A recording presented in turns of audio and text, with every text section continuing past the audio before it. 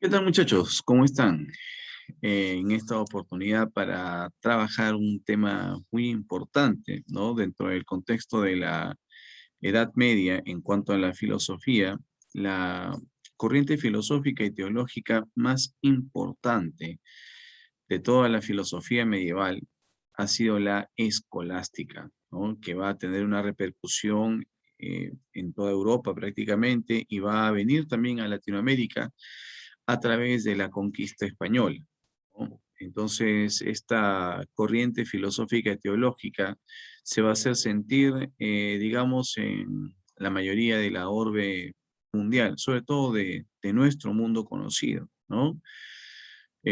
Porque pues si hablamos del mundo en general, también en la Edad Media pues estuvieron diferentes credos, ¿no? Diferentes manifestaciones de los feligreses. Hablamos del islamismo, ¿no? Del judaísmo, hinduismo, etcétera, ¿no? Pero en esta parte del mundo, ¿no? En Latinoamérica y en el viejo mundo, que es Europa, la escolástica se va a imponer como la corriente filosófica y teológica más importante, ¿ya? Ya sabíamos pues de que en la Edad Media la institución más importante fue la Iglesia Católica, ¿no? Bien, eh, la escolástica va a ser prácticamente la encargada de desarrollar, ¿no? El sistema educativo y por eso que hasta el día de hoy a los lugares donde se enseña se le llama escuelas, ¿no? Viene de acá de escolástica, ¿no? Como ahí está en su etimología, escolástica viene de escola, ¿no? Que significa escuela, ¿ya? Entonces, esta escolástica va a tener, como ustedes verán ahí en la diapositiva, una intencionalidad teórica y temática, ¿no? Van a buscar una fundamentación para lo que ya conocen por la fe. ¿Se acuerdan? San Agustín en la Patrística decía de que a Dios se le conoce a través de la fe, ¿no? Y sus temas centrales, ojo, si hablamos de la Edad Media, cualquier corriente filosófica y teológica de la Edad Media va a tener como tema central a Dios. Acuérdate que la Edad Media es teocéntrica, ¿no? O sea, el centro de todo va a ser Dios. Y cualquier corriente filosófica y teológica de la Edad Media va a ser teocéntrica, cualquiera. Y mucho más la escolástica, que es la principal corriente filosófica y teológica de la Edad Media. Su tema central va a ser Dios. También hay temas como la existencia, el ser y los seres, el hombre, el conocimiento y los universales. Los universales es un tema muy importante también en cuanto a la filosofía, porque va a tratar acerca de los conceptos. Más adelante, cuando veamos a Guillermo de Ockham, que viene en la última etapa de la escolástica, eh, vamos a ver justamente este puntito de los universales, ¿ya? Pero andate acordando de que los universales trata acerca de los conceptos.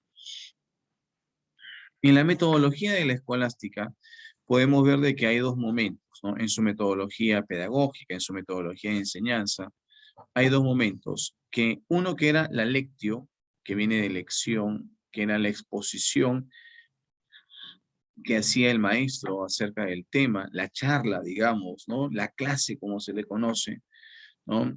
En eso consistía la lectio, la exposición, la charla, el discurso que daba el maestro, ¿ya? Y que básicamente constaba de lecturas sobre la Biblia, sobre Aristóteles, porque, y sobre Boecio, que es un admirador y seguidor de Aristóteles, porque la iglesia, ¿por qué la Biblia, profesor? Porque obviamente pues esto es el libro más representativo, más importante dentro de la feligresía cristiana. ¿Por qué Boecio y Aristóteles? Bueno, Boecio es admirador de Aristóteles y Aristóteles es el filósofo, digamos, tomado en cuenta por la escolástica, ¿no? Toda la escolástica estuvo influenciada por Aristóteles. Así como la patrística de San Agustín estuvo influenciada por Platón, la escolástica va a estar influenciada por Aristóteles. Aristóteles es el filósofo de referencia de la escolástica. Es más, consideran de que el fin de la escolástica fue unir la filosofía cristiana, la filosofía, disculpa, aristotélica con la teología cristiana, ¿no? Buscaron unir la fe con la razón, ¿no? La fe representada por la teología y la razón representada por la filosofía, ¿no? Esa fue la finalidad primordial, ¿no? De la escolástica, unir la fe con la razón, la teología con la filosofía, la teología cristiana con la filosofía aristotélica. ¿Mm?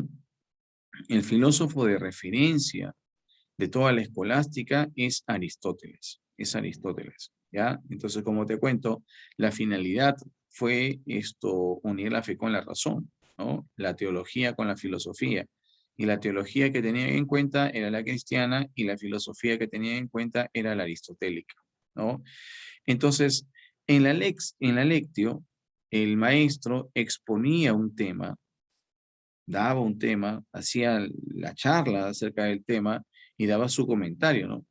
Decía, por ejemplo, ¿no? Aristóteles decía esto, ¿no? El maestro, que también era un sacerdote, ¿no? Porque acuérdate que la iglesia controló la educación acá, ¿no? Entonces, los sacerdotes eran los encargados de la instrucción, ¿no? De la educación. Entonces, el maestro hacía la clase y daba un comentario acerca de la clase, ¿no? Como que lo explicaba la clase. Y luego venía la disputatio, ¿no? En la disputatio, que era el debate que se formaba en cuanto al tema, a la lección, a la clase que había expuesto el maestro, ¿no? En eso consistía la disputatio, era un debate, ¿no? Donde los alumnos daban razones a favor y en contra, ¿no? Daban sus opiniones acerca de la temática expuesta por el maestro, ¿no?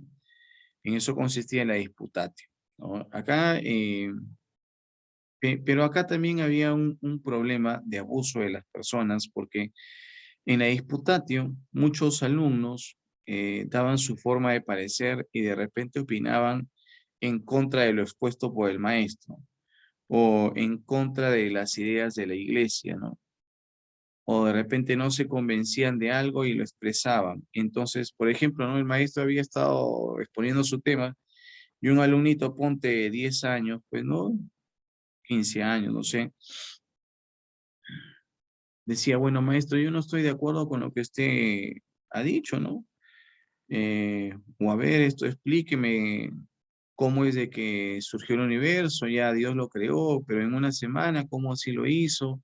¿Y qué hacía Dios antes de haber creado el mundo? O sea, que había creado otro mundo, que estaba descansando. A ver, explíqueme, por favor. Y ahí, cuando el alumno daba opiniones, poniendo en duda o razonando de más, eh, era sancionado por la iglesia, lo llevaban a la Santa Inquisición para que le haga una investigación, a pesar de que era un alumno pequeño, un menor de edad, a él y a toda su familia. Y si la Santa Inquisición lo veía una amenaza, lo condenaban a muerte, a él y toda su familia. Oye, pero un muchacho de 12 años, ¿cómo va a ser esto asesinado? No, es que decían, ¿no?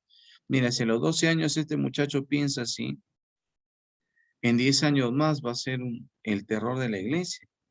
En 10 años más este muchacho, ¿qué cosas más pensará? Ah, no, esta es una amenaza para la santidad de la iglesia. Eso lo tenemos que matar. Y lo mataban a él y a toda su familia. ¿Por qué? Porque si este muchacho de 10, 12 años piensa así es porque en su casa también piensan así. Y para mantener la santidad de la iglesia, entonces tenemos que matarlo a él y a toda su familia. Y lo mataban así sin más objeciones ni conjeturas. Así de abusiva era la iglesia, pero era extraordinariamente abusiva, ¿no? Abusaba de la sumisión y la ignorancia de la gente, ¿no? Lamentablemente este es un periodo oscuro de la iglesia, ¿no? Es un periodo muy oscuro de la iglesia, ¿no? La iglesia tenía un poder y no lo quería perder y hacía todo lo posible, incluso mataba en nombre de Dios. Así de miserables, utilizando el nombre de Dios para cometer sus fechorías. Esto fue lo que hizo la iglesia en la Edad Media, ¿no? Con autoridades eclesiásticas, con papas totalmente nefastos, ¿no? Como Alejandro VI, por ejemplo, uno de los grandes líderes de los Borgia, un papa totalmente corrupto que tenía una sarta de hijos que también incurrían en las mismas fechorías que hacía el padre, ¿no? Y a la hija Lucrecia de Borgia, desde que era adolescente, la tenía ofreciendo de marido en marido, terrible, una situación dentro del papado y unas autoridades que han tenido pues la iglesia totalmente nefasta, ¿no? El famoso Santo Padre no ha sido tan santo, ¿no? El sucesor de Pedro, como dice, ¿no? El principal discípulo de Jesús no ha sido tan santo como de repente, pues, debió serlo, ¿no? El Papa Urbano, eh, motivador de las cruzadas, ¿no? Donde mataban a todo aquel que pensaba diferente al cristianismo y buscaban imponer al cristianismo, al catolicismo, como la única religión y se enfrentaron pues a todo aquel que tenga una opinión diferente, ¿no? Y los mataban en nombre de Dios. Y el Papa les había dicho de que si mataban en nombre de Dios para lograr de que la religión cristiana sea la única en el mundo, pues estaban perdonados en el cielo, ¿no? Ya tenían las indulgencias compradas. Tenían 1 millón de indulgencias que dicen, no, que maten nomás a la gente, no importa, ¿no? A todo aquel que piense diferente a la iglesia, mátenlos nomás, ustedes ya están perdonados, ya por Dios. ¿Mm? No importa las atrocidades que hagan, ya ustedes ya tienen el perdón de Dios, ¿no? Así pues, de abusivos eran en esta Edad Media los representantes de la iglesia, ¿no? Bueno, entonces, no te olvides que en la metodología habían 2 fases, ¿no? La lectio o exposición que hacía el maestro acerca del tema y la disputatio, que era el debate que se armaba entre maestro y alumnos acerca de la temática expuesta, ¿no? Eh, en literatura, los escritos tenían 3 formas, ¿no? Habían 3, digamos, tipos de libros, ¿no? Que surgieron acá entre las esferas religiosas de los escolásticos, que eran los comentarios, las cuestiones y las sumas, ¿no? Los comentarios recogían el texto y las glosas de la lectio, es decir, de las clases que daban los maestros, ¿no? El texto, o sea, el tema, ¿no? Y las glosas de la lectio, o sea, lo que hacía el maestro en clase.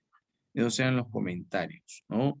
Las cuestiones recogían las interpretaciones de la disputa, o sea, usted sabe que la segunda parte de la metodología pedagógica de los escolásticos consistía en la disputatio, ¿no? Entonces, las cuestiones recogían las interpretaciones de la disputa, qué era lo que se había interpretado de la clase, ¿no? Cuáles eran las opiniones que se habían dado, ¿no? ¿Qué es lo que había surgido de la clase? En eso consistían las cuestiones. Y las sumas eran manuales sistematizadores. Esto ya eran hechos pues por, digamos, la gente de mayor expertise, ¿no?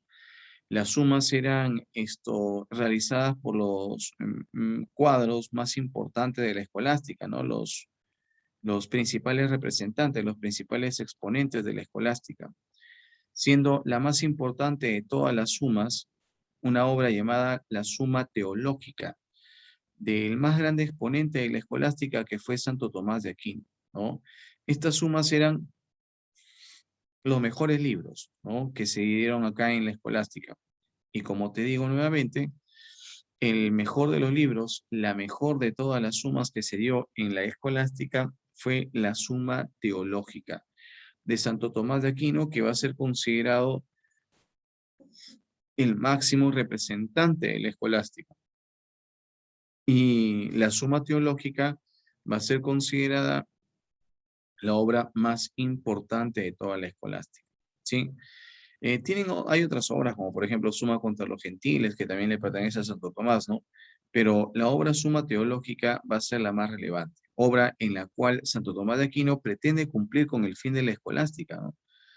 Yo te había dicho esto, de que el fin de la escolástica era unir la fe con la razón, ¿no? Y en esta obra, Suma Teológica, Santo Tomás de Aquino justamente plantea esta unión, ¿no? De la fe con la razón, de la teología con la filosofía, ¿no?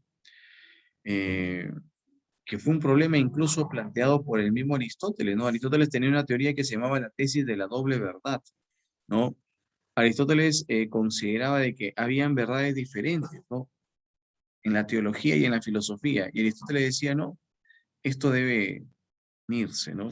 Y este pensamiento lo recoge la escolástica y busca unir la fe con la razón, ¿no? La obra más importante de la escolástica es Suma Teológica, escrita por Santo Tomás de Aquino, en la que se busca unir, fusionar la teología con la filosofía. Bueno, esta es la primera parte de la escolástica. En el siguiente vídeo vamos a tocar acerca de las etapas de la escolástica. Bien, espero que les haya quedado claro. Como siempre, un gusto.